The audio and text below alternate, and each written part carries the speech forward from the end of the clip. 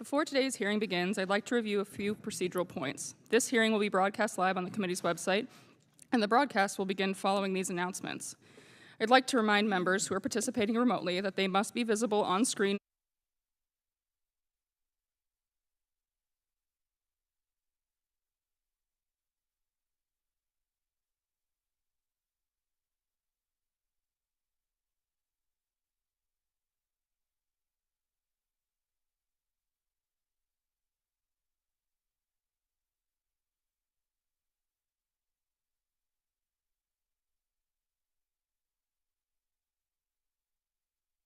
Logistical support issues, and that those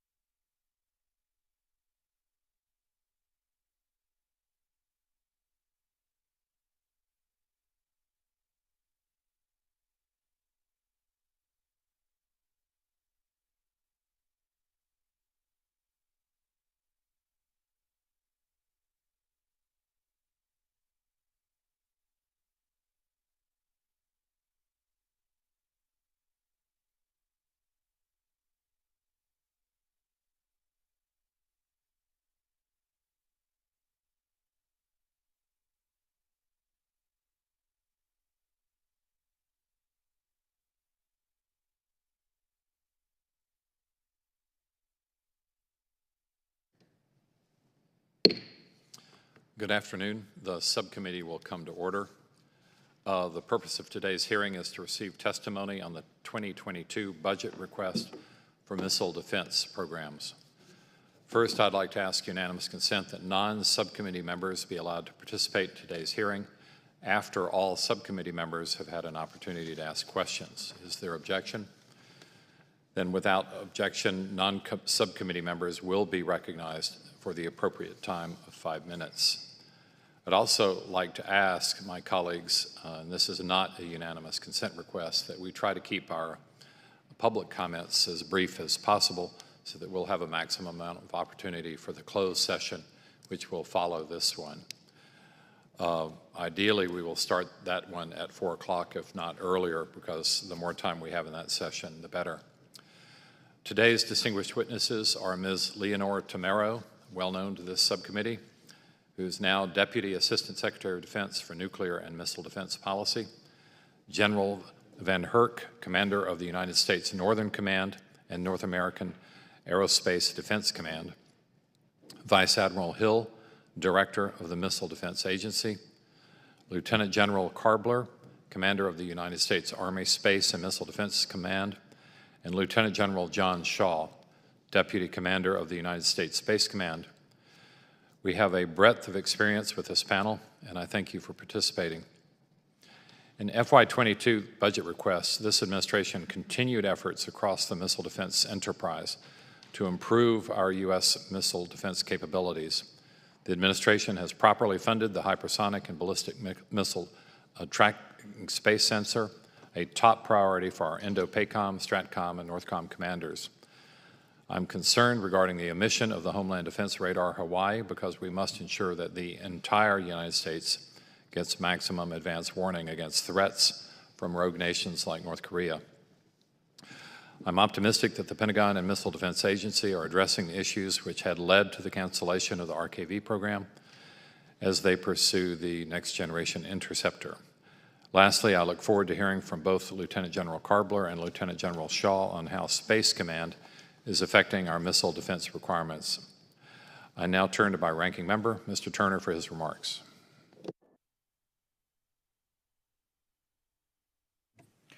Thank you, Mr. Chairman. Thank you for all of our witnesses being here. This has certainly been an especially challenging year, even with COVID and high deployment rates for our warfighters. We appreciate everything that you've done to support our men and women in uniform. I'm going to begin with just a brief comment on the Biden's fiscal year budget. I'm very concerned in where it has placed us in that it is so late, having received it in June. It inevitably means that we're going to be operating in a continuing resolution. I would like you in your comments to please address how that might affect the importance of your operations. I think missile defense Research and development, and certainly our nuclear modernization are areas that are most particularly impacted by continuing resolutions.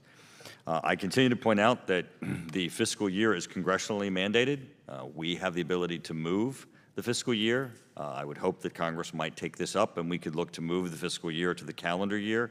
We would save the Department of Defense 3 months every year of waste and shutdown in important programs. And of course, as I expressed before, I'm disappointed in the top line in the President's budget number. The missile defense budget is just one example of where the Biden defense budget comes up short. The Biden missile defense request is $8.9 billion, down from the $10.5 billion enacted last year, and is the lowest since 2016. Key programs are underfunded, such as missile defense for Guam, funding for the Homeland Defense Radar in Hawaii, the elevated radar for cruise missile defense of the homeland, and the proliferated low Earth orbit Arctic communications program. There are key budget priorities that should have been included in the FY22 presidential request. In my opinion, we must protect the homeland with the next generation of missile defense technology. One of the things that I am struck by in reviewing the written testimony of our witnesses is the key partnerships that we build with our allies through missile defense. We have Aegis Ashore in Romania, and the Polish site is 90% complete. We also have partnerships with Japan and South Korea, two other great partners that live day in and day out with the threat posed by North Korea. Turning to the Middle East, just this past month, we saw our partnership with Israel pay dividends with the Iron Dome program. It is now clear that we must replenish the Iron Dome system and help advance next-generation missile defense technology developed by the United States and Israel. And I always like to point out that prior to the deployment of Iron Dome, the critics of missile defense used to say that it is too expensive, it is escalatory, and that it won't work.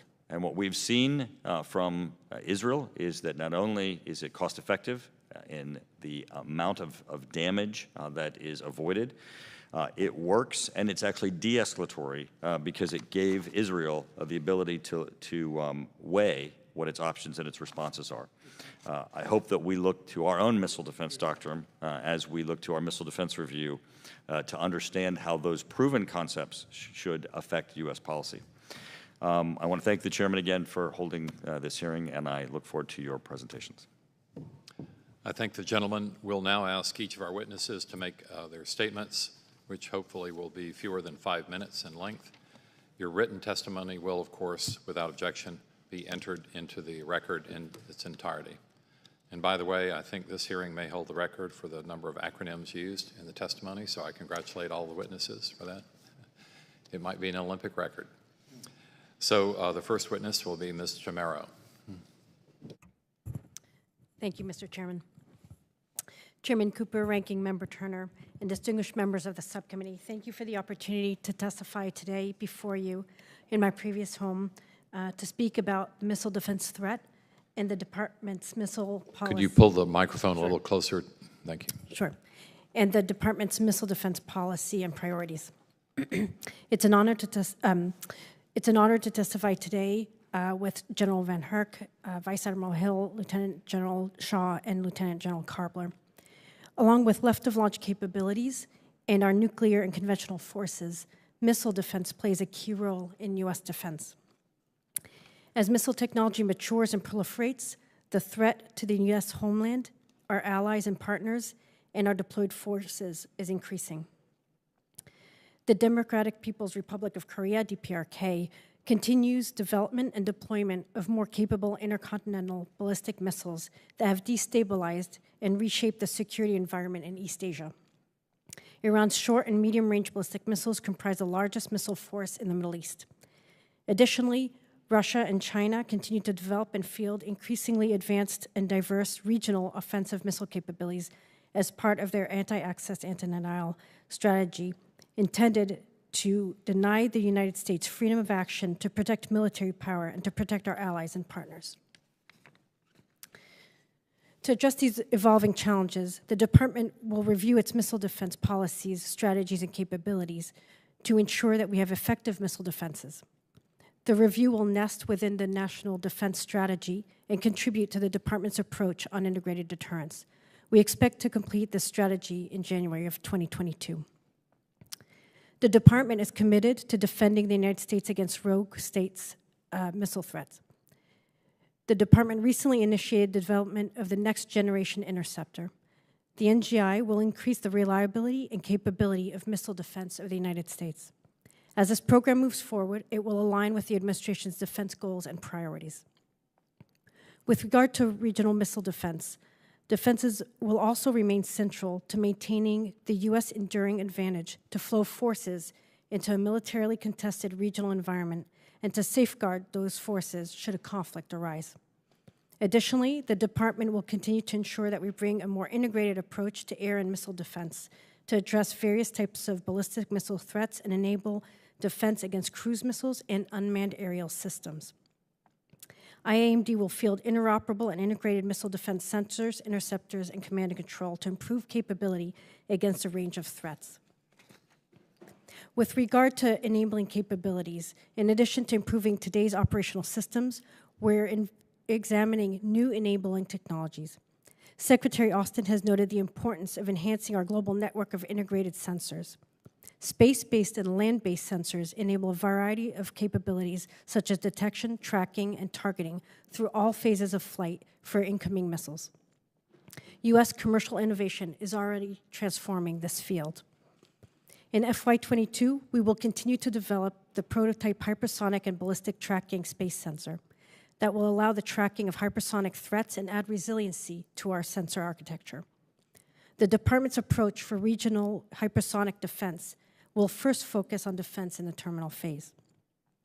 Information superiority is critical to the future battlefield and necessary to enable rapid planning and employment in a joint operating environment.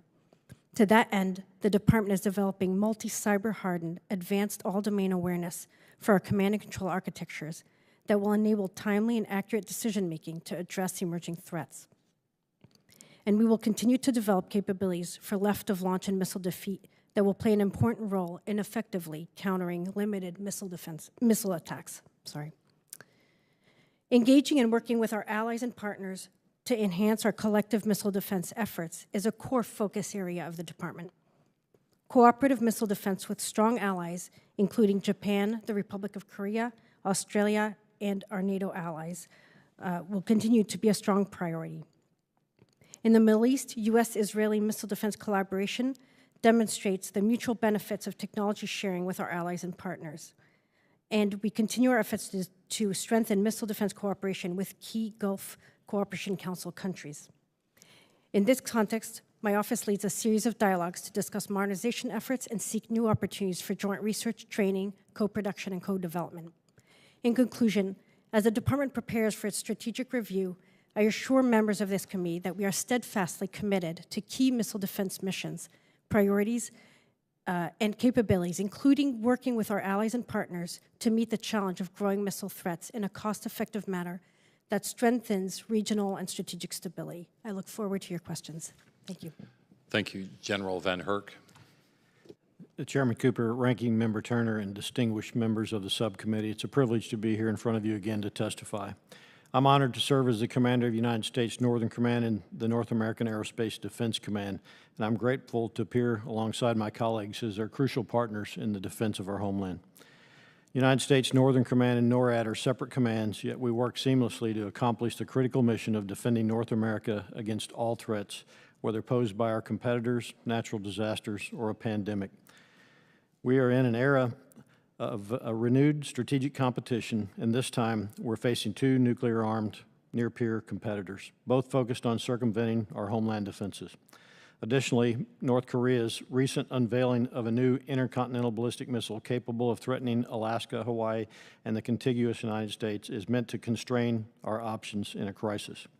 I remain concerned about my ability to defend the homeland as our competitors continue to develop capabilities to hold our homeland at risk, from all vectors and in all domains, kinetically and non-kinetically, and to exploit a perceived gap between our nuclear deterrent, which I believe is the foundation of homeland defense, and our conventional homeland defense capabilities.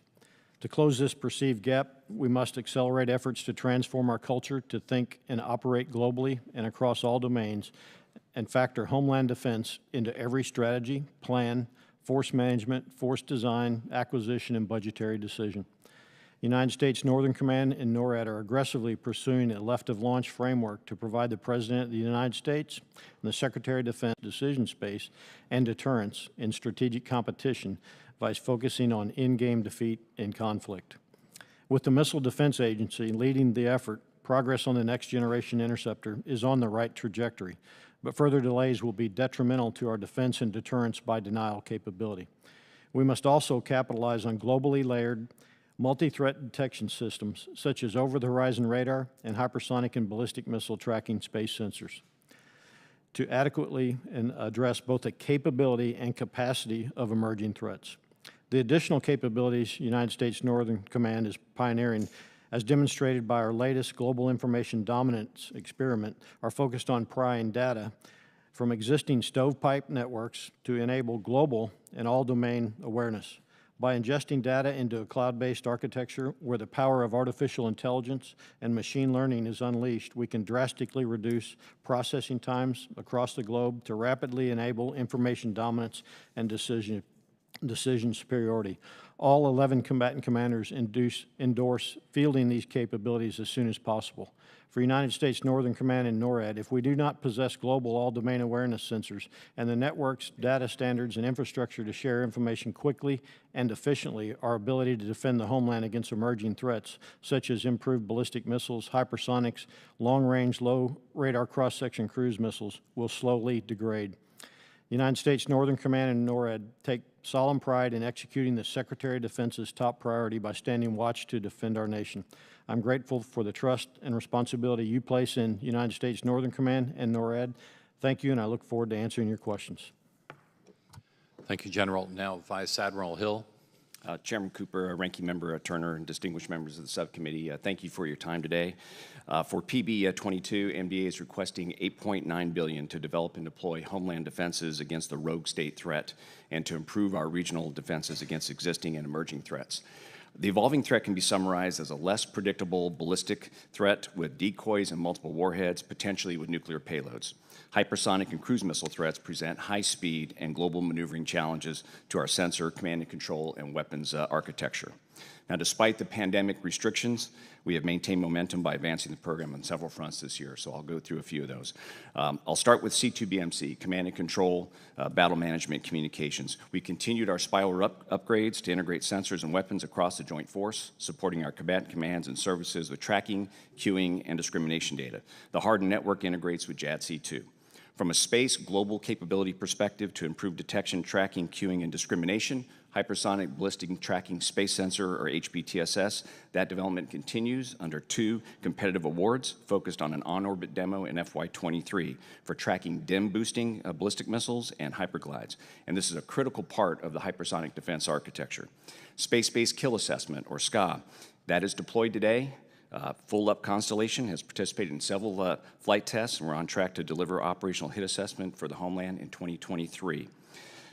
Moving up to Alaska to the long-range discrimination radar. Despite the pandemic, we have delivered both arrays. The light-off is underway now, which means we are radiating in coordination with the FAA to make sure that we take care of the local bush pilots. We will go to government acceptance this year, which is initial fielding. In FY22, our focus will be integration into the ground-based mid-course defense system, and then we'll transfer to the lead service of the Air Force for Space Force operations in FY23. From a homeland perspective, continuing the GBI fleet reliability efforts through the Service Life Extension Program has been going very well, and what that means for us is we can harvest aged hardware from the silos for our stockpile reliability program. We now have hardware-based analytical background to our reliability estimates while expanding missile field capacity in Missile Field 4. I'm very proud of the soldiers of the 100th Missile Defense Brigade and the 49th Missile Defense Battalion. The next test for the GMD system is Boost Vehicle 203, a BVT-03, developing capability to use our 3- and 2-stage GBI. What we'll do is we'll fly instead of the full kinematic burn, we'll burn only to the 2nd stage so that we can increase our battle space and enhance the timelines. That is on track for later this year. NGI development was mentioned. We are underway with 2 competitive contracts focused on round emplacement earlier than the 2028 government estimate. going to switch over to one of our regional systems, Aegis Integrated Air and Missile Defense. We continue our deliveries of the SM-3 Block 1B missiles, the workhorse of the fleet, through a multi-year procurement. SM-3 Block 2A missiles, developed in cooperation with Japan, we are now in production. And we continue our close coordination with the Navy to leverage the SM-6 missile for sea-based terminal, which I'll talk about in just a second. I want to say a little bit about FTM-44, Flight Test Maritime 44, that we conducted last November based on congressional direction to complete that test in 2020. We successfully intercepted a simple rogue state ICBM with the mighty ship USS John Finn, a new construction IEMD destroyer with the SM-3 Block 2A missile. We leveraged the design robustness within Aegis and within SM-3, and what I mean by that is we are outside the requirement space, and we were successful in that mission in a defense of Hawaii scenario. Back to the pandemic, that affected nearly every construction project we had, to include the Aegis ashore in Poland. But the great news today that I did not report last year is we have all 4 spy arrays now in place in the site. We have the fire control system in place, and this is a forcing function to get us to install and check out of the Aegis weapon system, which we removed from storage. We did all the digital signal checks on it. We are doing hardware upgrades, and that site is on path to complete construction in coordination with the Army Corps. Aegis Sea-Based Terminal Increment 2 is deployed today, and it represents the first regional hypersonic missile defense capability. Increment 3 is underway and delivers in FY24. Now, based on real-world data collection and leveraging the proven Aegis Engage on Remote capabilities, PB-22 accelerates our hypersonic missile defense glide phase interceptor, which allows us to intercept prior to terminal. We're evaluating industry proposals now, and we're going to make sure that that design is extensible to land-based batteries. Shifting over to THAAD, Terminal High Altitude Air Defense, we continued our interceptor procurement, our production and training support, developing capabilities to address the evolving threat in very close coordination with the Army. We'll go to the last of the Patriot integration testing this year.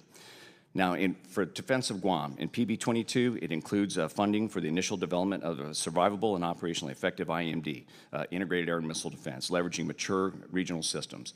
I had a conversation with Admiral Aquilino last night, and his requirements are clear. Defend the people, defend the forces, and do it on a near-term timeline. He is system agnostic, but when you look at the ballistic, the hypersonic, and the cruise missile threats, it drives you to mature proven systems integrated with the joint force and operational in the near term. So in coordination with Indo-PACOM and CAPE, the technical merits of proven regional systems will point to the architecture for our PB-22 investments. So I'll wrap up by saying space, land, and sea-based sensors, along with the network weapons integrated through C2BMC that will tie to JADC2, set the stage for hypersonic and cruise missile defense capabilities. Thank you. I appreciate your time today. Thank you, Vice Admiral. You covered a lot of territory there. There's even more in your testimony. Lieutenant General Karbler. Chairman Cooper, Ranking Member Turner, and distinguished members of the subcommittee, I'm honored to testify before you today.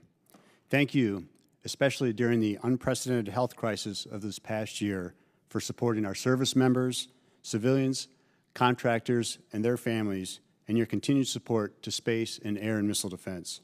I'm here today as the commander of the Joint Functional Component Command for Integrated Missile Defense and as the Army's proponent for air and missile defense forces and capabilities. I am responsible for providing General VanHerck the soldiers who stand ready to defend our nation from intercontinental ballistic missile attack, as well as the soldiers who provide critical missile warning to Army and joint warfighters. As air and missile threats become more diverse and numerous from adversaries worldwide, the Army Air and Missile Defense Enterprise continues to work hard to ensure that our warfighters and our homeland are protected.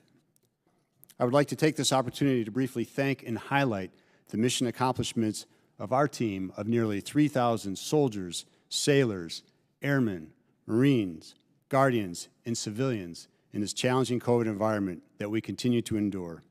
During this past year, in support of STRATCOM, SpaceCom, and NORAD Northcom, these outstanding men and women provided the Army and Joint Force with satellite communications, space situational awareness and missile warning and defense, and protected our homeland 24/7, 365 from ballistic missile attack. Even in the pandemic environment, they did not miss a beat. To outline one of numerous examples of putting mission first and how Army families have sacrificed during the pandemic, members of our ground-based missile defense crews adhered to 12 consecutive months of stringent measures ensuring the uninterrupted execution of their mission, including sequestering crew members from their homes and families. Essentially, Our missile defense crews lived in a bubble throughout their operational rotations on this essential, no-fail mission. While they and their families reside in Colorado Springs, Colorado, and Fort Greely, Alaska, the crew members were basically deployed away from their families for extended periods of time. A positive I've drawn from this pandemic is my daily realization that I've never been more proud and thankful of our greatest asset, our people. Every day, I am awed by their dedication and unwavering sacrifices to our nation. I consider it an honor and a privilege to lead and serve alongside them. The continued support of Congress is critical to our ability to recruit, develop, retain, and resource such a highly qualified and mission-ready team. I look forward to addressing your questions. Thank you. Thank you, General. Lieutenant General Shaw.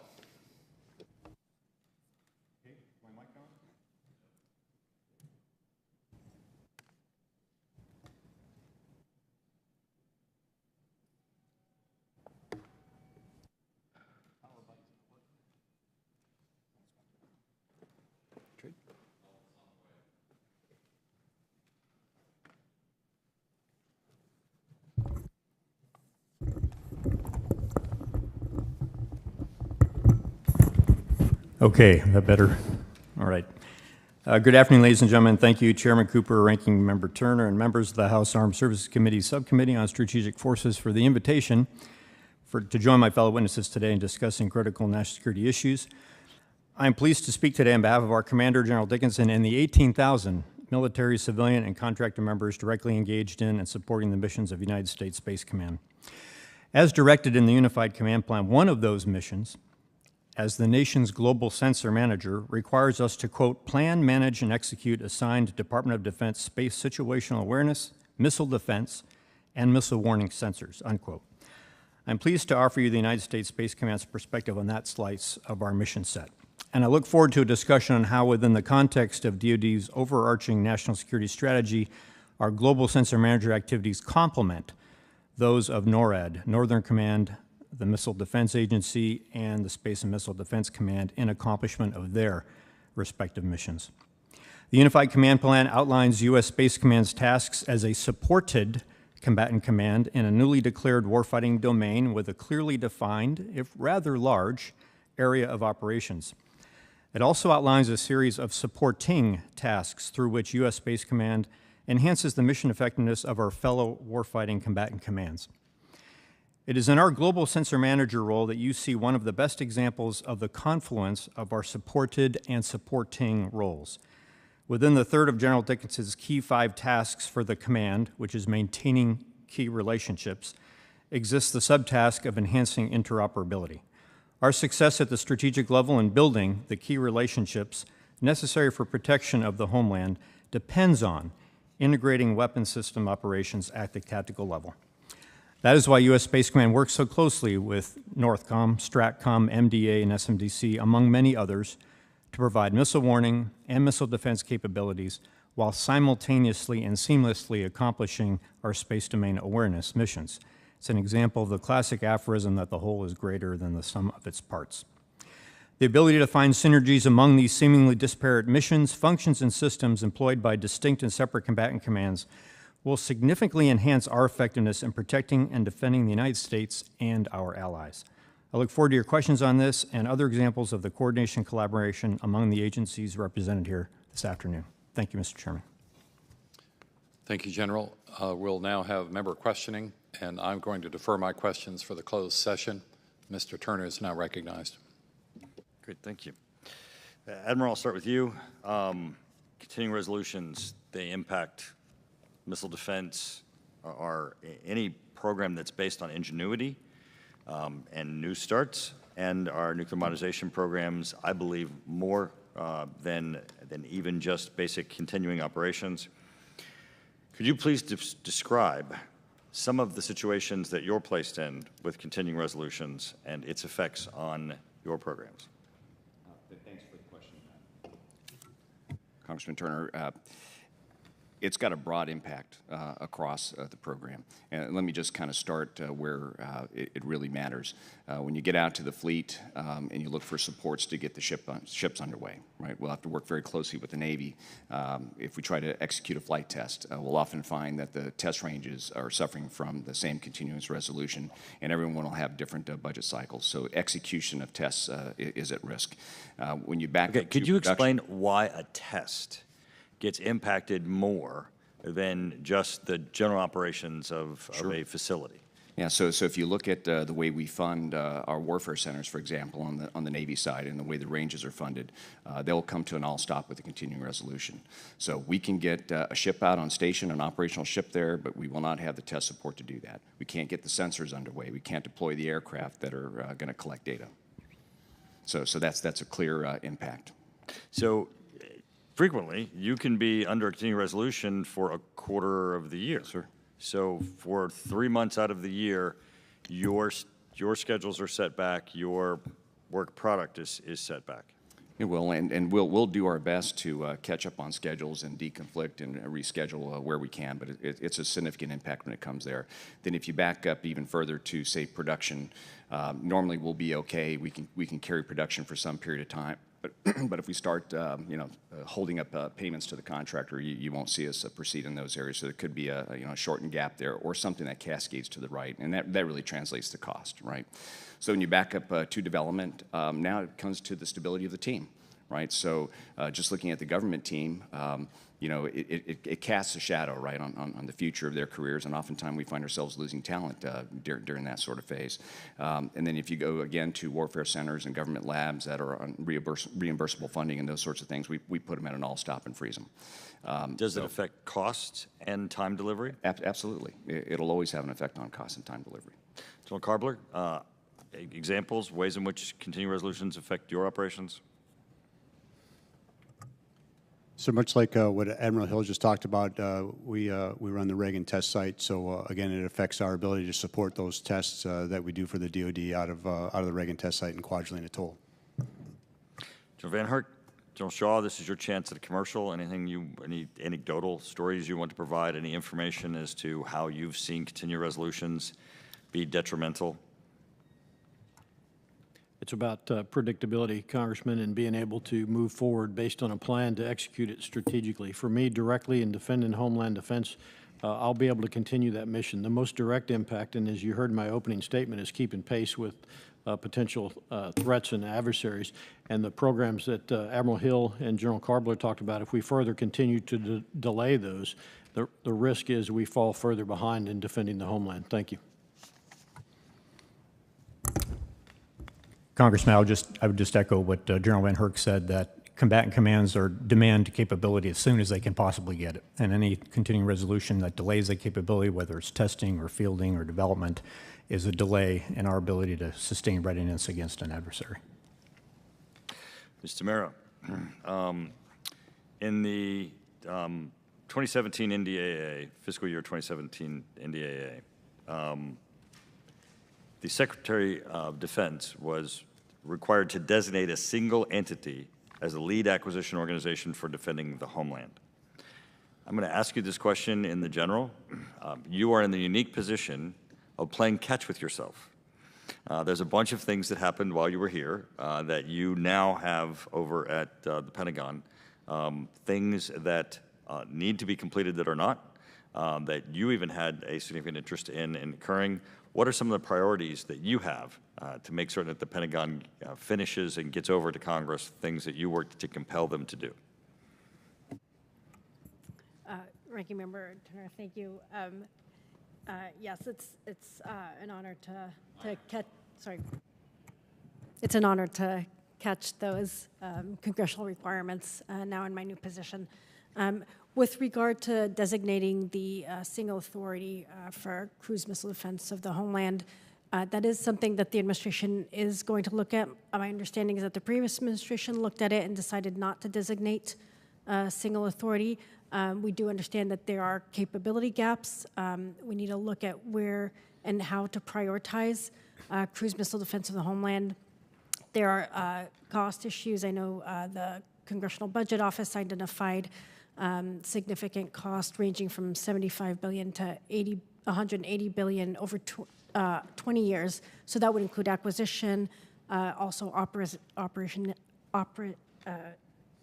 operationalization of the system, maintenance over the long term. But I think what we need to look at is what is the viability of our capabilities, what are the costs, and how do we prioritize that defense? I yield back. Thank you. Mr. Langevin. Thank you, Mr. Chairman. Can you hear me okay? Very good. Yes. Thank you. Thank you, Mr. Chairman. I want to thank our witnesses for your testimony today.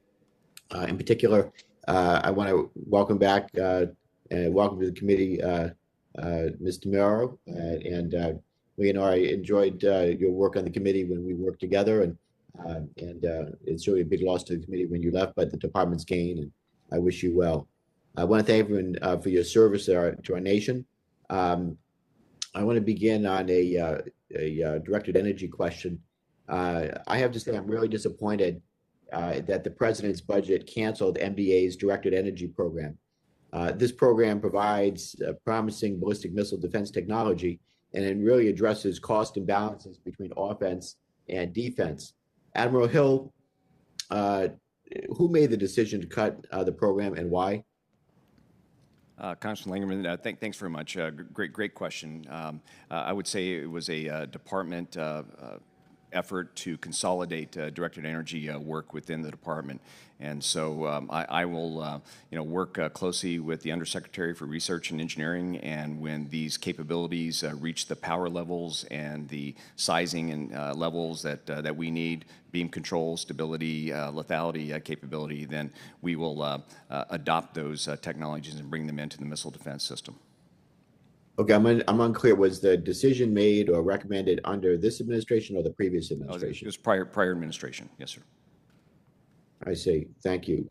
How much transparency and input will you have into this new arrangement to ensure the technology fits missile defense requirements? Yes, sir. Thank you.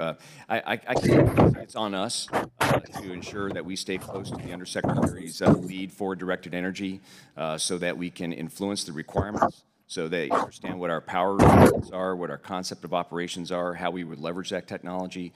I don't see that that's an issue in terms of having access and transparency into the roadmaps that lead to those capabilities going to industry. Okay. It's my understanding that you'd have very little transparency into the funding, though. That is true. I don't have a good look into the funding. All I know is that the funding was removed from the missile defense budget. Okay. So I just want to say I think that that decision from the last administration should be reevaluated. That's my assessment. If you move these programs out of your agency, I believe that we're going to keep them in the labs, the technology in the labs, to test them to death, and they'll never get to the warfighter. At best, it's wasted money. At worst, our systems can't keep up with what adversaries are developing. So the decision also cut the diode-pumped alkaline laser program, and I'm concerned about that. But let me get to something else in another area. So our adversaries build electronic warfare systems that are specifically targeted to undermine our technological command and control advantages, especially overseas. General Karbler and Admiral Hill, how effective is our missile defense network in a contested spectrum environment, and what improvements do we need to make? Thanks, Congressman. So every day within our missile defense systems that we have, we got to practice. We got to have cyber protection, and we have resiliency of the ballistic missile defense system. We collect, analyze, and report digital data. We deploy and maintain our network defense tools. We're constantly evaluating our network defense operations, and then we respond to incidents, and we work very closely with the Missile Defense Agency as any of those potential incidents come up. Yes, sir. And then Thank you. From my perspective, working closely with the combatant commands and with the operational forces and the services, because all of the, when you look at the missile defense system writ large, it cuts across all of the above. And so we have to do a lot of coordination there. But we are doing the overall, insider work. We're doing the adversarial assessments. We are just now starting to work with DOT&E to do something called persistent cyber operations, where we'll be 24/7 monitoring and healing the networks as we go. For me, I want to know where vulnerabilities are, so it becomes a very sensitive topic right away. But we've got great relationships with U.S. Cybercom, with Strategic Command's cyber group, and of course DOT&E. So I think we're in a much better place. If you'd asked me this question about 3 years or so ago, we were learning how to crawl. We're definitely walking very fast right now and almost about ready to run as we go into persistent cyber operations. The gentleman's. Thank you. I know my time's expired. I have some questions to submit for the record, and I appreciate you responding. Thank you. I yield back. Thanks, the gentleman. Mr. Wilson. Thank you, Mr. Chairman, and thank each of you for being here today and your service for our country. And Ms. Secretary Tomero, Israeli families face the threat of larger and more sophisticated rocket and missile arsenals every day provided by Iran to Hamas and Hezbollah. To address this mounting threat, Israel and the United States are working together to develop and deploy a multi-tiered missile defense system. The U.S.-Israel Memorandum of Understanding on Security Assistance provides for $500 million in funding for annual missile defense cooperation with Israel. Do you support the continued funding for the joint U.S.-Israel missile defense programs, including Iron Dome, David Sling, and Arrow? And can you speak on the progress of the development of Arrow 4? Congressman, thank you very much for that question. Yes, there's strong support for continuing those programs. They've had a record of success over a long time, and we continue our very close collaboration and cooperation with Israel. I think on the details of the development of Arrow, I'd like to defer to Vice Admiral Hill. Sir, Arrow 4 is going very well in terms of laying down the requirements for that system.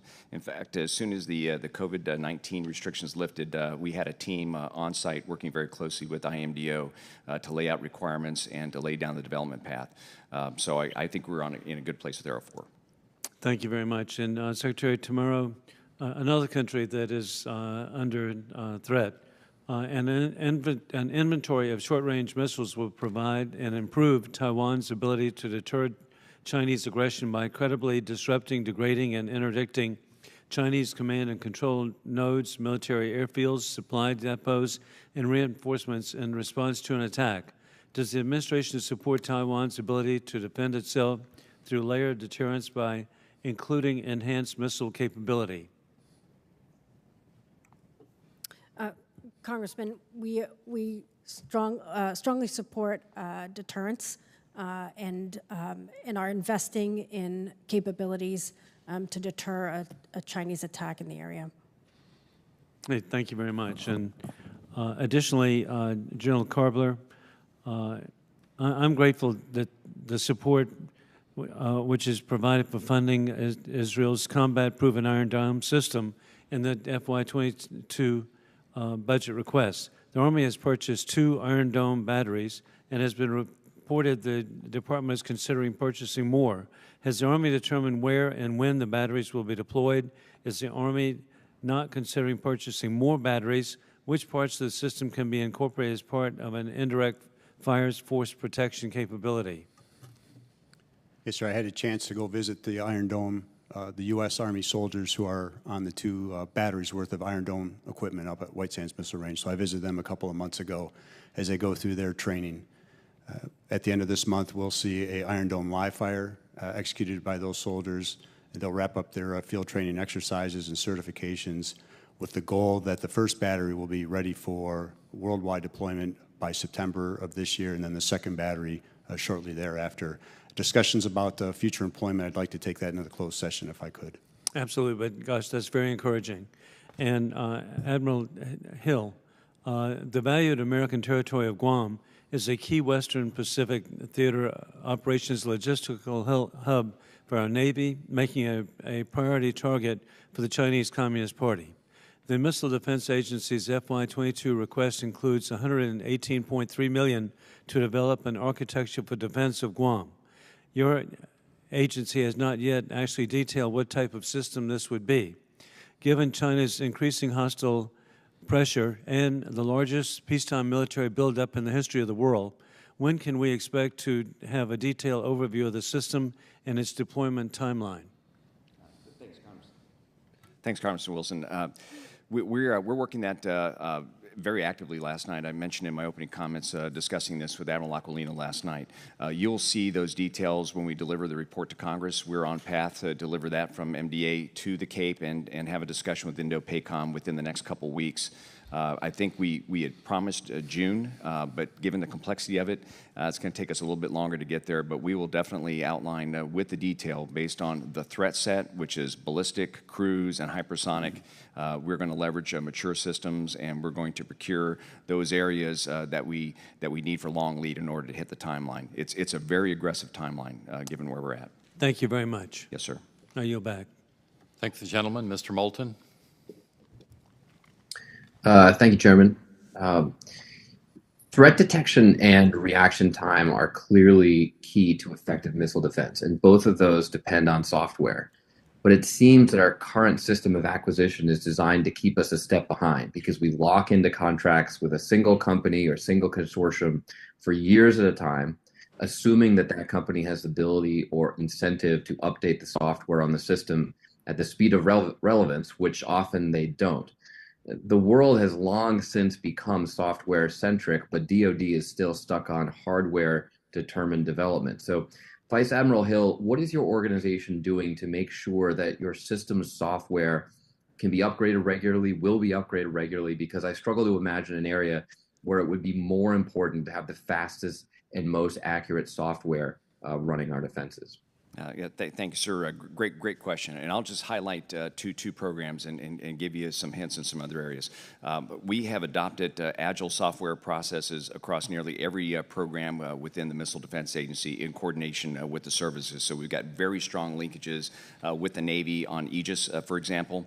When you look at the command and control battle management, which is that hard network that brings everything together, that is our all-domain networking that will be tied to JADC2 downstream. That is in a spiral upgrade. That program, early on, we recognized because of the numbers of sensors that change, the weapons that change along the way, that one has to be a spiral and in constant evolution.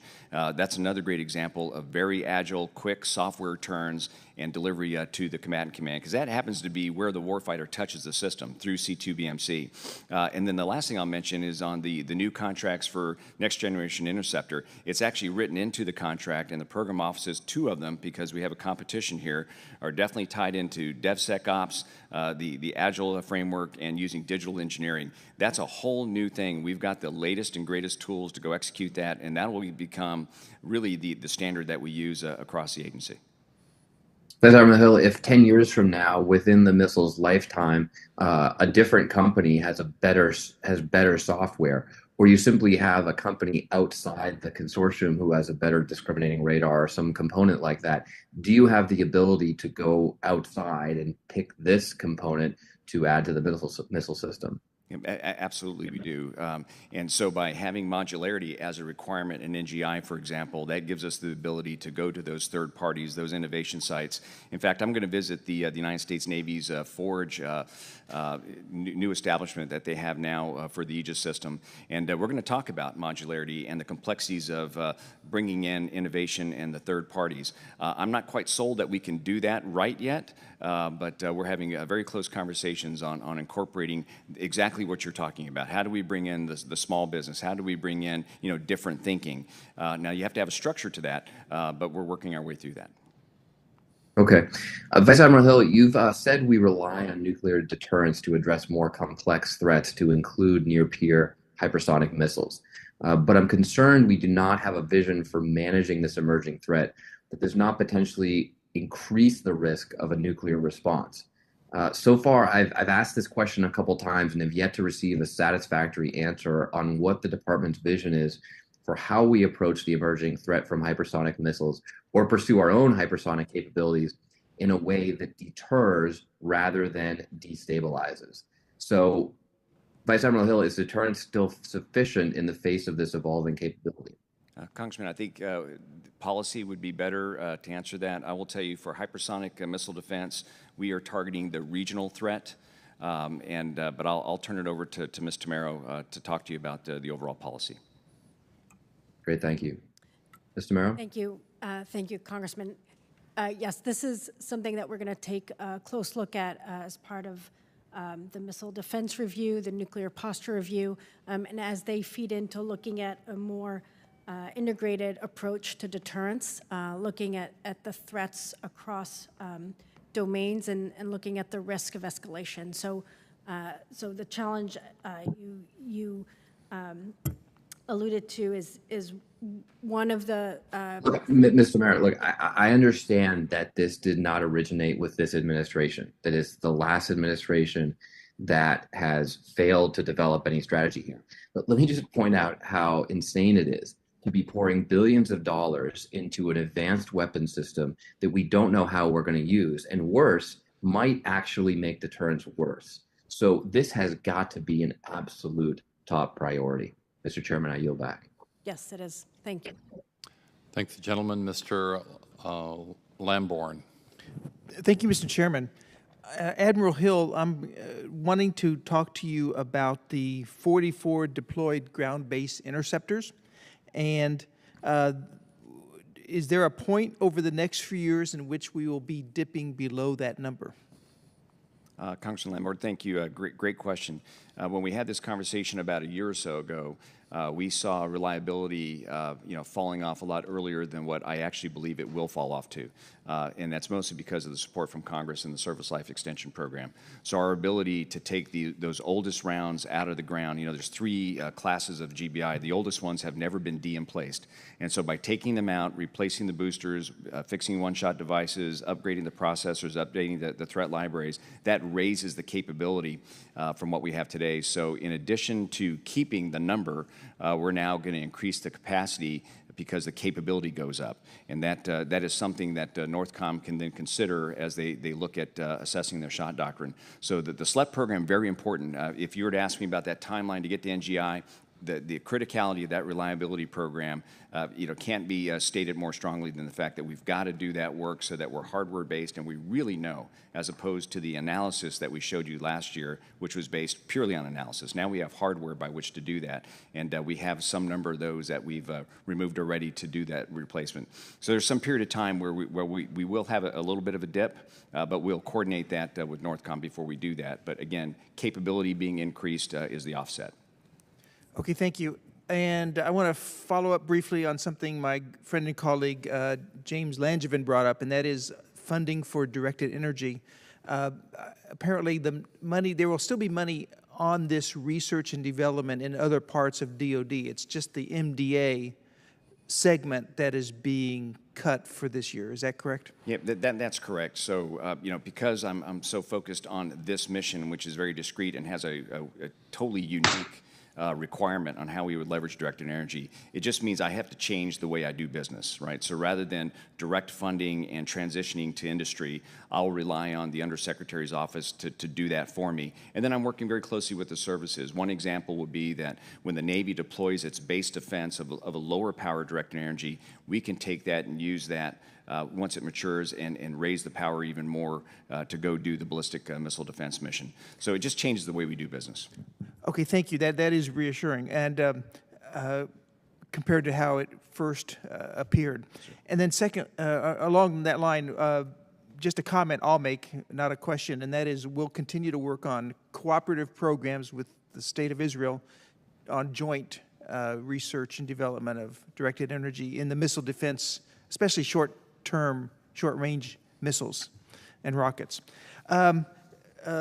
Ms. Tomero, I'd like to ask you a question. It's great to have you in the, on that side instead of this side of the chairs here. But now that the new administration is working on a nuclear posture review, do you anticipate any changes of policy pursuant to the results of that review when that comes out compared to the last administration? I mean, I think there'll be continuity in certain areas, change in other areas, and we're about to start the posture review in a couple of weeks, and so that'll be, the analysis and reviews will be performed over the summer, and so what I could tell you is that we are going to look at where there might be some change, but that will be underpinned by analysis and thorough reviews. Okay, I'll be watching that with keen interest. Hopefully, more continuity than disruption and change. And lastly, General VanHerck, you have previously testified that with regard to the current North Korean ICBM capabilities, you are comfortable with our present missile defense capabilities. A little glitch here. Please add time back to my clock. But in your best judgment, do you still agree with the assessment that the North Korean threat will begin pacing our homeland defenses starting in 2025, and so we'll need to supplement or enhance the current GMD system to maintain parity, or overmatch, actually? Congressman, I believe we should talk about that in a classified forum. I tell you, I'm comfortable with the programs that we have in place right now for next generation interceptor fielding by 2028, with incentives to pull further left, if able, between the two companies that are competing. I'm happy to discuss further in a classified environment.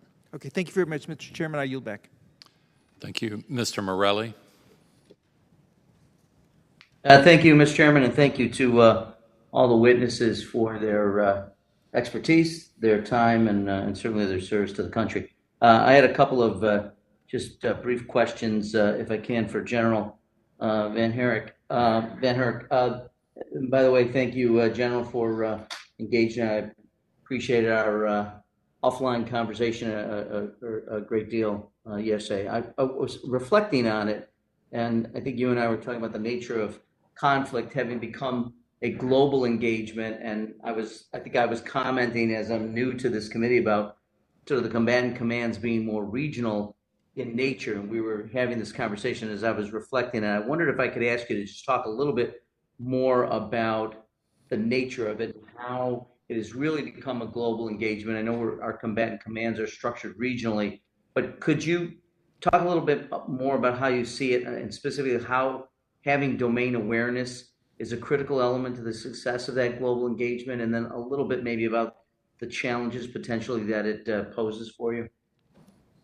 Congressman, absolutely. So in today's global environment, what you see is all problems, for the most part, especially with a Russia or China, but even with the invention of the internet and non-kinetic capabilities, even rogue state actors or even non-state actors have the potential to have global influence through their activities, both in day-to-day competition and in crisis.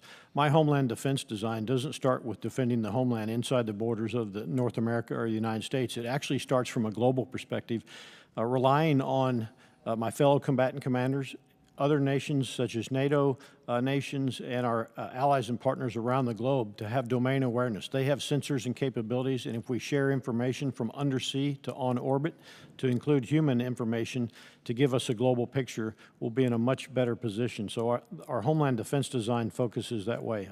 I hope that helps clarify.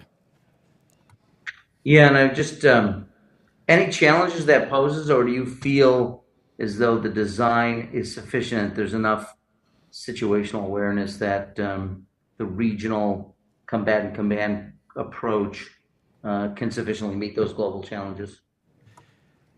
Congressman, from a domain awareness perspective, I still see challenges. That's why you'll see in my unfunded priority list after we saw the FY22 budget is for the top of it is over-the-horizon radar capabilities to give us that global domain awareness. The competitors have extended their range to be able to hold our homeland at risk. In addition to that, you see Arctic communications on my unfunded priority list, which gives us the ability to share data globally and to operate in the Arctic. The same thing as Ranking Member Turner mentioned, is the elevated radar as well here is an unfunded priority to give domain awareness against potential cruise missiles. And finally, over-the-horizon polar radar capabilities. So I think there's room to grow. I'm encouraged by the budget for ballistic missile defense. I think we have room to grow cruise missile defense, domain awareness. I'm also encouraged with what the Navy did with regards to undersea domain awareness with almost $1 billion in their undersea domain awareness. In just a little more than a minute that I have, General, we talk quite a bit about ballistic missile threats.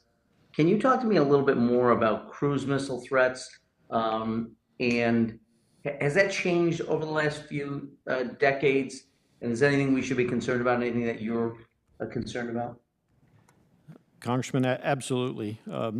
Russia has developed a capability through long-range cruise missiles that provide a very low radar cross-section that are incredibly challenging to detect to our legacy North Warning System and to our platforms that exist today. That's why, again, domain awareness is a priority for me to give us that longer range ability to detect that. In the not-too-distant future, 5 to 10 years, China will be in the same position. Russia has developed capabilities from undersea with their advanced, very quiet, nearly on par with our submarines, to field that capability, and their bombers to include polar over-the-horizon capabilities and also surface vessels. So I'm very concerned about the cruise missile defense of the homeland, and something we could talk more about in the classified session.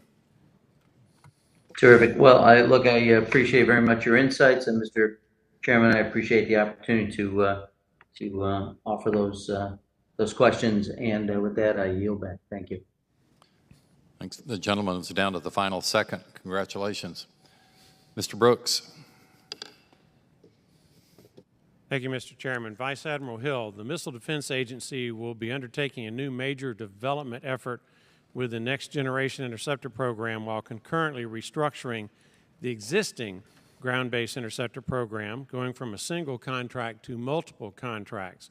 What assurances can you give this committee that the MDA's approaching this program transition in a way that reduces risk while continuing to meet or exceed the current schedule? Thanks, Congressman Brooks. We did a top-down, bottoms-up restructuring of Missile Defense Agency writ large at the beginning of 2020. And a lot of folks call it MDA 2.0. And what we mean by that is when we stood up the two contracts, as we prepared to make that award, we had to start early on constructing two separate program offices with the right certified board leaders that were going to be in charge of that, put all the conflict of interest issues on the table, make sure we had all the firewalls up. We brought in a technical direction agent, new for the GMD program, so that we can leverage the UARCs and FFRDCs, bring in that additional talent coming in. I mentioned before that we're moving to digital engineering and DevSecOps. We are, that program to me is a model program within the Department of Defense in terms of how we're doing business. Two contracts, competing, pressure on industry, reducing risks. We're seeing IRAD investments being made in the critical areas that we were concerned about when we were dealing with the RKV program. So I think we've got it right. Plus, we've got a great set of operational needs statements coming from the Combatant Command. We've got a strong set of requirements that were endorsed by the JROC. This is a new and different next generation interceptor, and I think we're poised to take it on. We've got the right professional team in place. Another question, unrelated to the previous one. China is rapidly developing multiple hypersonic weapon systems. America is developing hypersonic missile defense programs at the speed of relevance is necessary to deter Chinese aggression and defend against future attacks. The Missile Defense Agency's unfunded priority list for fiscal year 2022 includes a request for additional funding for hypersonic missile defense efforts. Will you please share with this committee how the requested funding would accelerate development of this capability?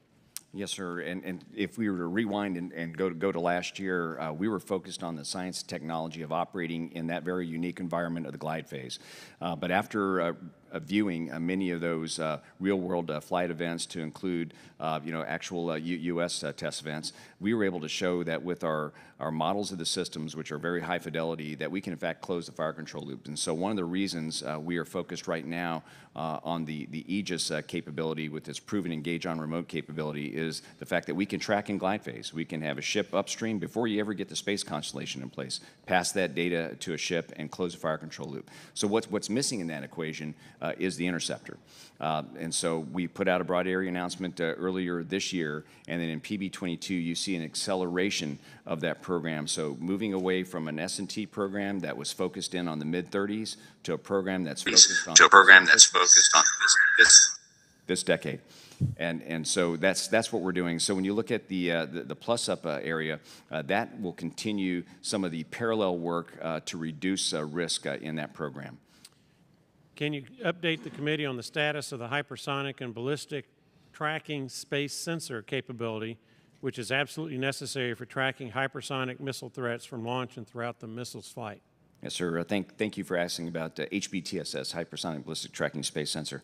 So as you know, we took a very measured approach to this. We started with a number of companies in the concept of development. Then we necked down to 4 companies that we put through what we call a clutter management demo, which meant we're coming from space, looking down on a warm Earth at warm targets, and could we develop the algorithms to extract those targets out of that scene? And we were very successful on the ground. So where we are now is we've down selected to 2 contractors. So we have a competitive approach again. So two companies in NGI, we've got 2 companies on the Glide Phase Interceptor program, and we have 2 companies on HBTSS. That competitive pressure, and we're going to put 2 of those up in orbit in FY23, 2 different companies with the requirement to be interoperable, and we're going to connect them to our flight tests in the Indo-PACOM region. So HBTSS on path to get to demo on orbit in FY23. Thank you, Mr. Chairman. I see I only have a few seconds left, so I'll yield back. We appreciate the extra 16 seconds there. Mr. Horsford. Thank you, Mr. Chairman, and thank you to our witnesses for testifying today. It's really great to have your expertise and insight. It's been very informative. Vice Admiral Hill, in March of 2018, General Hyten testified to the Senate Armed Services Committee that when it comes to hypersonic weapons, specifically China's DF-17 hypersonic boost glide vehicle, quote, "We don't have any defense that would deny the employment of such a weapon against us." Last week, you testified to the same committee that the Aegis Sea Base Terminal is, quote, "the first regional hypersonic..." Okay, yeah, just mute yourself. They can hear you right now. I don't. We can hear you. Okay. Last week, you testified to the same committee that the Aegis Sea Base Terminal is, quote, "the first regional hypersonic missile defense capability that is deployed with the aircraft carrier strike groups today. And it's important that we have that capability now because the hypersonic threat is there now."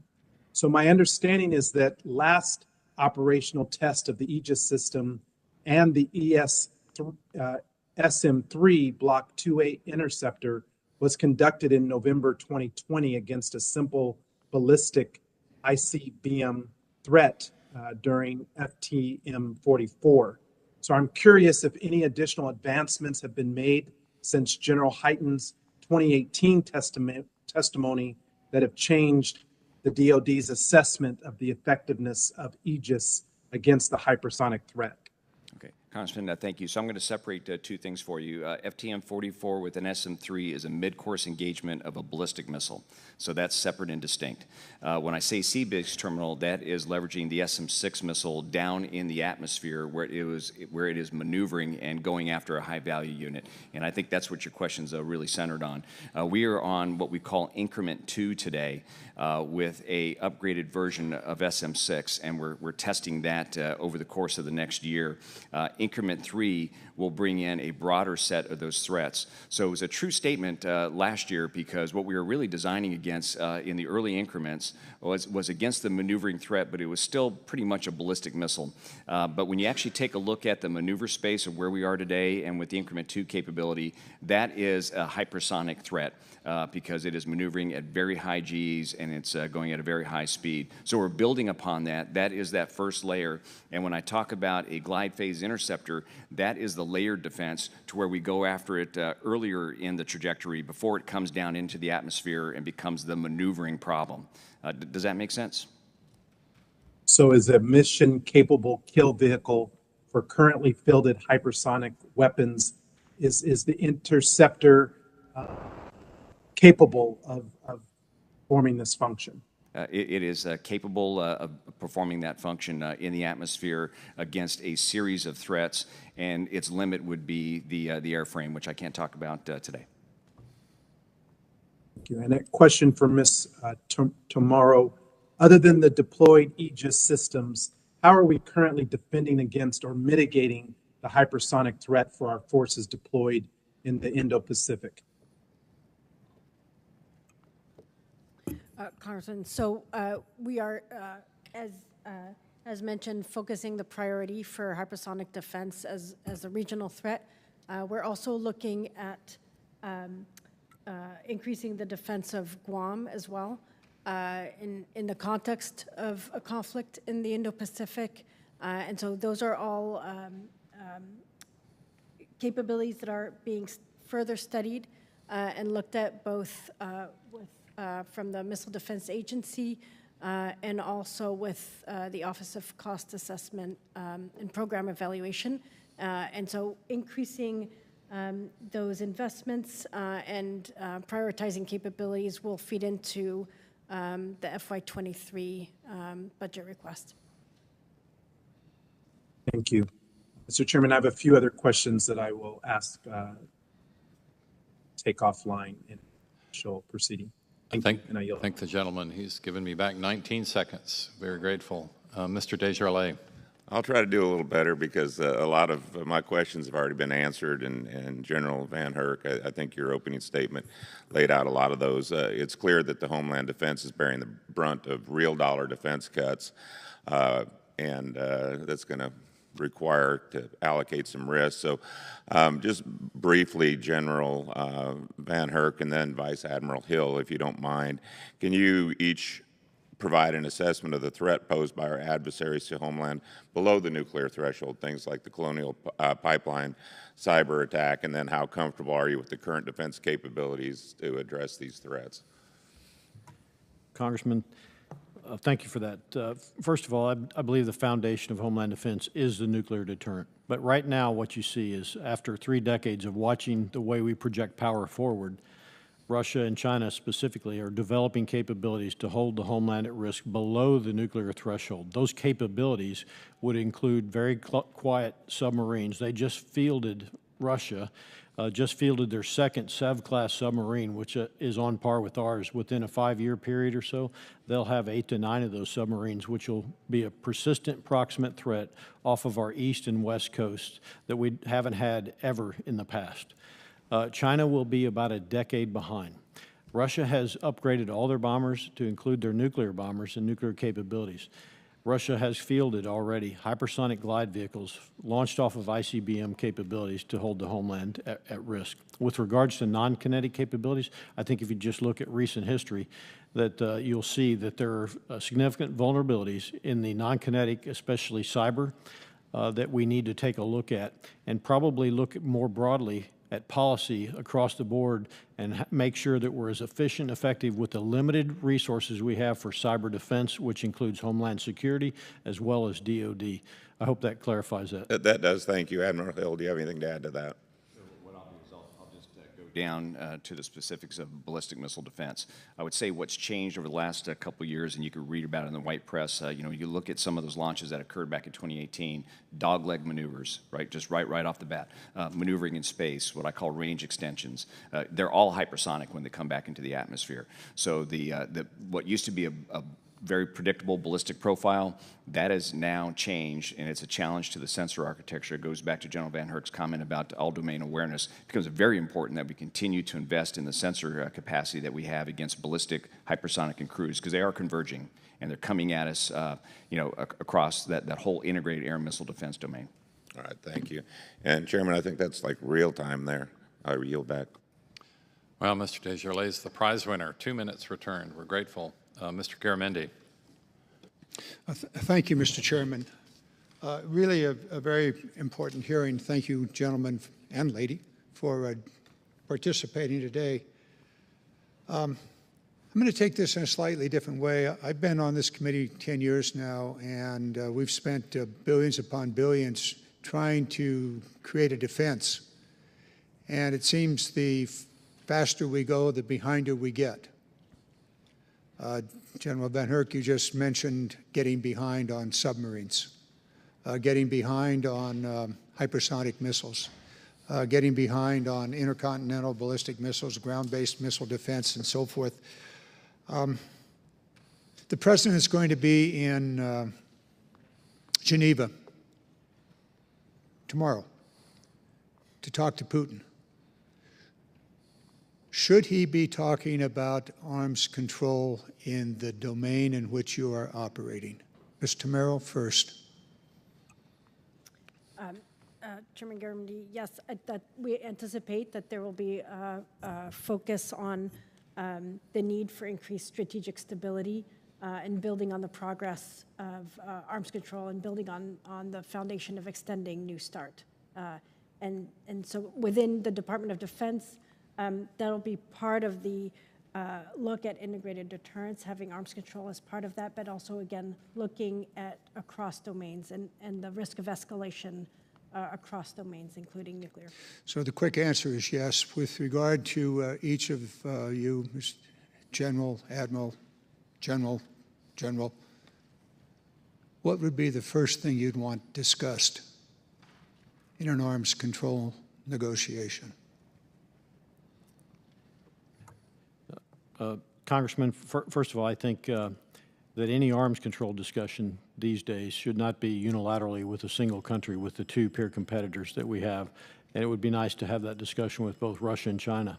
I do believe there's opportunities to discuss arms, including non-kinetic, such as cyber and space, where we can establish lanes in the road, where I'm very concerned about unintentional escalation in those areas. Ideally, I would love to get rid of all nuclear weapons. That genie's out of the bottle, and I don't think we can. So there ought to be a discussion on strategic stability with the three nations that we're talking about with regards to nuclear weapons, with regards to hypersonic capabilities, with regards to space capabilities as well. I'll defer to give them some more time. And Congressman, I'm not a policy person, so it's probably just not appropriate for me. But as a technical geek, I will tell you that the reality is the threat does evolve. It becomes more complex. And we're going to have to make a decision on whether or not we want to deal with that. You know I'm not going to let you off the hook that easy, but let's move on. Mr. Karbler. Congressman, again, I'm not a policy expert. I'm an air and missile defense officer, and so... Wait. The four of you know more about this than most anybody else. So I understand you're not policy. My question is, what would you want to be discussed? Any discussion on arms control, we got to make sure that the parties that participate, whatever's agreed to would be verifiable by both countries or whatever countries are parties to that. Trust but verify. I've heard that before, and that's worked it before. General Shaw. Congressman, so the space domain is it's not a global common, it's an exoglobal common. And so I would echo what General VanHerck said, that whenever you talk about something in the space domain, you have to involve all the parties that are participant in that. So it would have to be multilateral. I would think the first thing I would want to look at the space domain is norms of responsible behavior within that domain, expectations of what is professional behavior versus non-professional behavior, things that would help us to avoid escalation in that domain that could lead to a crisis globally. I think Putin has put that on the table already, and two of the four have already said that would be a good starting point. I appreciate your comments on this. Admiral Hill, you know I'm coming back at you and going to get into detail, and General Karbler the same. While you say you're not policy, there's nobody around that knows more about policy than the two of you, or the four of you, five of you. Thank you very much. I'll yield back. Thank the gentleman. Mr. Waltz, they've called votes, so we're going to have 4 people remaining. We are going to end this public hearing in about 10 minutes, so the shorter you are, the more... I'll be quick. Good. I'll be quick. Thank you. Thank you, Mr. Chairman. General VanHerck, I just wanted to commend NORTHCOM for its Arctic strategy, which it was pretty comprehensive, called for developing strategic partnerships in the region, enhancing Arctic operations, capabilities, infrastructure, and a credible defense presence. I noticed in your Senate testimony in response to Senator Sullivan's question where the various services were implementing their respective Arctic strategies as part of the president's budget. Your response was, we didn't move the ball very far this year in the budget with regards to resources in the Arctic. Can you flesh that out? What capabilities, what infrastructure would you like to see prioritized by the Congress that went unfunded in the budget? Congressman, I would point to my unfunded priority list first for domain awareness with over-the-horizon radar capabilities, Arctic communications capabilities, as well as polar over-the-horizon. You mentioned infrastructure. Infrastructure in the Arctic is crucial to be able to project power, not only during conflict or crisis, but to campaign and create deterrence on a day-to-day basis. Additional infrastructure, I think that would be helpful. And when we talk about competing in the Arctic, what I'm talking about is persistence. And to have persistence, you have to have the ability to remain in place. And that would include having a potential port north of Dutch Harbor for vessels to refuel, whether they be Coast Guard or Navy vessels as well. Additionally, some things I think we could do better to compete in the Arctic. I believe in a crisis or conflict with the forces that we have, and we're blessed to have significant forces in the Arctic that are assigned to Indo-PACOM, but in the NORTHCOM AOR, more than 100 fifth-generation fighters. I believe those fighters will likely deploy, especially to a European or a Indo-Pacific crisis. In that situation, I would love to have the ability to have forces that would backfill them that are organized, trained, and equipped to operate in the Arctic. Unfortunately, we don't have that today, and we need to identify some of those forces. I hope that lays out a little bit of the picture.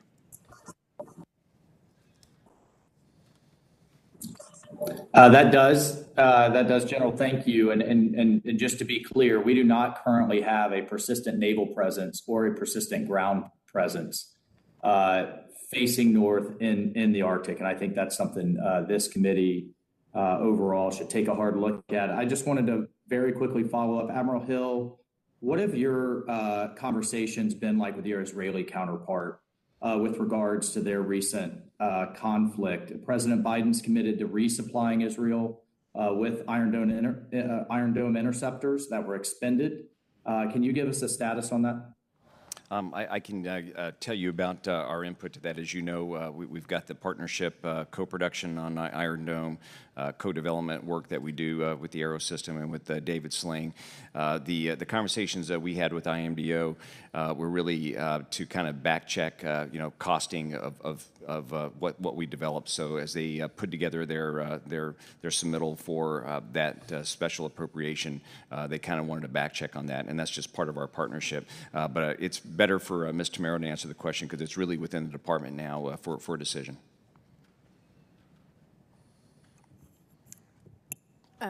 Yeah, that is being considered now, and again, will feed into our reviews. The president's made the commitment, so I'm curious as to what the holdup is within the department. If it's been costed out, the relationship exists.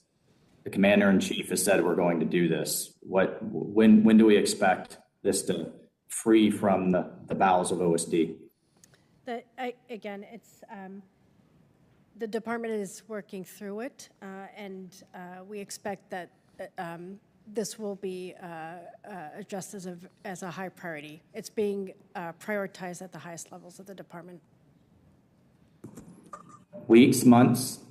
I don't know when the Israelis can expect another attack. I'll get back to you with an answer. I don't expect it will be months. Again, it's being prioritized at the highest level, and the department is conducting meetings on it this week as we speak. Thank you, Mr. Chairman. Mr. Panetta, this will be the last questioner. Oh, thank you, Mr. Chairman. I appreciate that. Just quickly, Lieutenant General Shaw, how is Spacecom integrating new roles as the global sensor monitor? So, Congressman, I think what we are witnessing is a convergence of those mission sets that I mentioned in my opening remarks of space domain awareness, missile defense, and missile warning. meaning that as the threats diversify, the needs to track those at various stages all start to converge. A ground-launched anti-satellite weapon, an anti-sat weapon in space, and a hypersonic or hyperglide vehicle, they all start to occupy the same kinds of timelines and needs. And so what we're doing in our role as Global Sensor Manager is finding ways that we can network together sensors against all of those threats at speed. Great, thank you. And just one final question. So at least Stefan get a question in there. I see her on the phone. One question though, to deal with something that's important, near and dear to me, and that's Central Coast, and that's a Navy postgraduate school. How do you think other entities within the DoD enterprise, like Navy postgraduate school, work with Spacecom to develop new space-based educational requirements?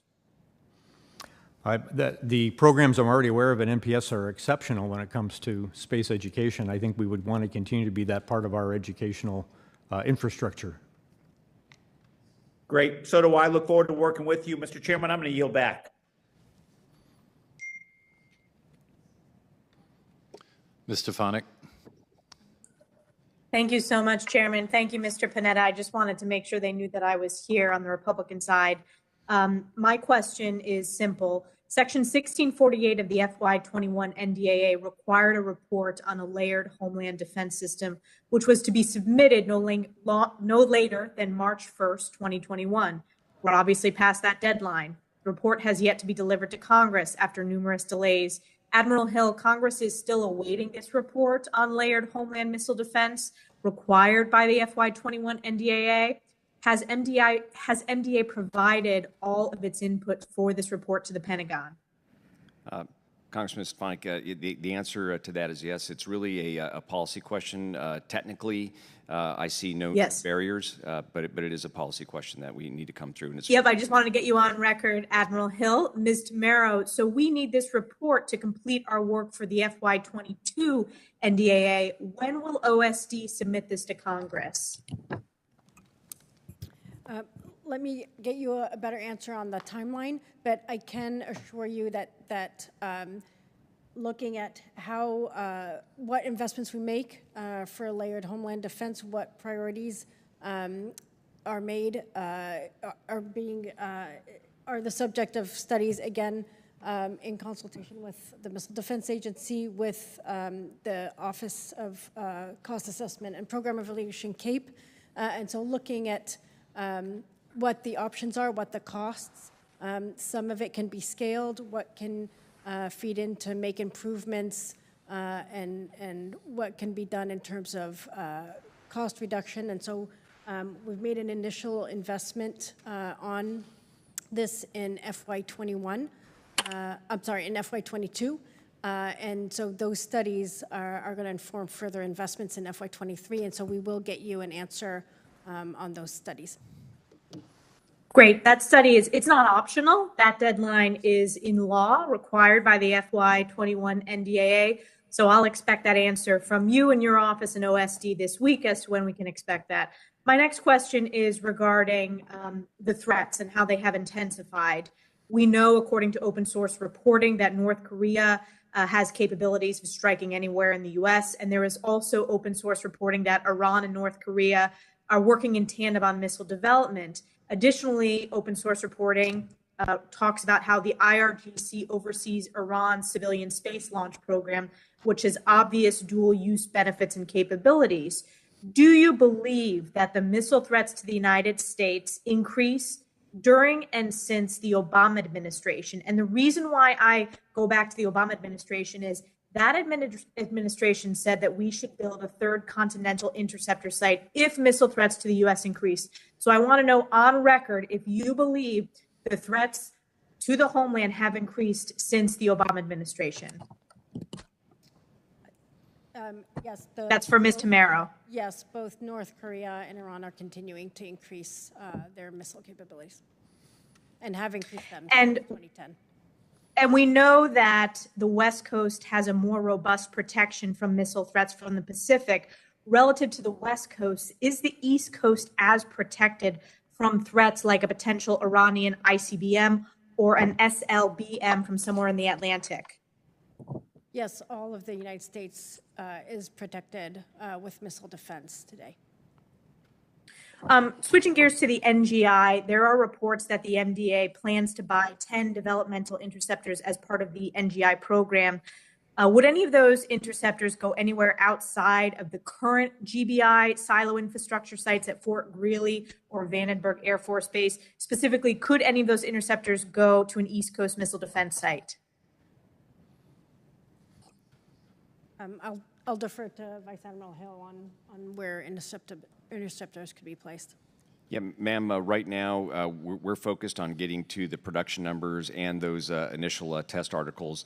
It'll be a global force management discussion on anything beyond Fort Greely. But right now we're planning for Fort Greely. We've got the room there, Missile Field 4. We have all 20 silos installed now. We're doing the integration work, so we can house them in Fort Greely. If the nation makes the decision to open up battle space by having a third site, that conversation will come. Okay, thank you. I yield back. Mr. Kahili is recognized for 2 minutes. Thank you, Mr. Chair. My question is for the Homeland Defense Radar Hawaii. I was disappointed to see that it was zeroed out in the president's budget, a program, a sensor that the previous combatant commander had quoted as saying the best program solution to enable a credible, in-depth, underlayer defense for our forces in Hawaii. You know, in reviewing all the testimony, whether it's the departments, the NORTHCOM commander, the MDA director, we all talk about North Korea, Kim Jong-un, and how increasing that threat is to the United States and the development of their ICBMs and nuclear missiles. So my question is for Ms. Tomero, what is the Department of Defense current plan to protect Hawaii and address the gap in our ability to detect, track, discriminate, and defeat a ballistic missile for Hawaii and for Guam? Thank you, Congressman. I just want to make clear that Hawaii is currently protected today. How is Hawaii protected? It is protected with the current capabilities we have. What sensor protects Hawaii? We have SBX. SBX is in the Northern Pacific.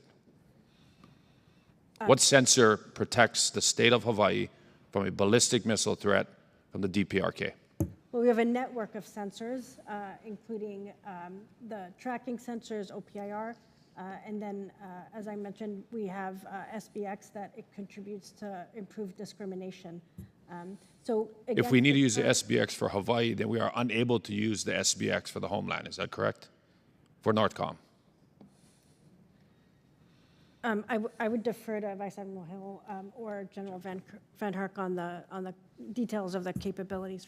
I think the fact is, and I know we need to adjourn, is that we do not have an adequate sensor for the Hawaiian Islands. If we're going to depend on our Aegis systems, that is a capability that Admiral Aguilino cannot use in the Western Pacific. If we're going to depend on SBX, that is a capability that NORTHCOM cannot use to defend the continental United States. And it is why we need a sensor in the Hawaiian Islands to defend against a ballistic missile threat from a rogue nation state like the DPRK. Congressman, I'd like to talk from the NORTHCOM perspective, if you don't mind about that.